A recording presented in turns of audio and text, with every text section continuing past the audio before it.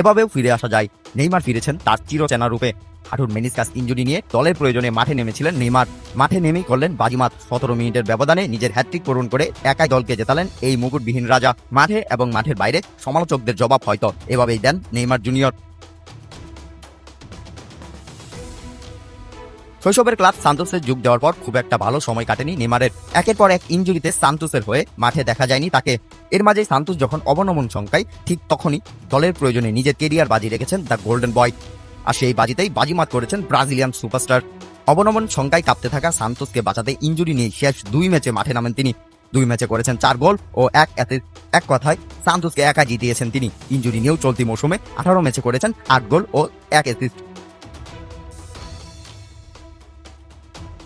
দীর্ঘ 3 বছর পর হ্যাট্রিক করলেন নেইমার জুনিয়র। 2022 সালের এপ্রিলের পর নেইমারের প্রথম হ্যাট্রিক। শেষবার পিএসজির হয়ে ক্লারেন্টের বিপক্ষে হ্যাট্রিক করেছিলেন তিনি। নেইমারের হ্যাট্রিকের দিনে অবনমন সংখ্যা অনেকটা কেটে গেছে সান্তোসের। চলতি মৌসুমে 37 ম্যাচে 11 জয়ে 44 পয়েন্ট নিয়ে লিগ টেবিলের 14তে নেইমারের দল। মৌসুমের শেষ ম্যাচে হার এড়াতে পারলেই ব্রাজিলের শীর্ষ লিগে টিকে থাকবে সান্তোস। ইনজুরি নিয়ে সান্তোসের মাঠ দাপিয়ে বেড়ানো নেইমারের সামনে নতুন চ্যালেঞ্জ 2026 বিশ্বকাপ। ইতিমধ্যেই Brazil head coach Carlo Ancelotti সাফ জানিয়ে দিয়েছেন শতভাগ ফিট হয়ে ফিরতে হবে ব্রাজিল দলে। অন্যথায় ব্রাজিল দলে জায়গা হবে না নেইমার জুনিয়রের। তবে বিশ্বকাপের আগে ফের আবারও গুঞ্জন উঠেছে নতুন ক্লাবে পাড়ি জমানোর। তাহলে কি 2026 বিশ্বকাপ মিস করতে যাচ্ছেন নেইমার জুনিয়র? এমন গুঞ্জনের মুখোমুখি ব্রাজিল সমর্থকরা।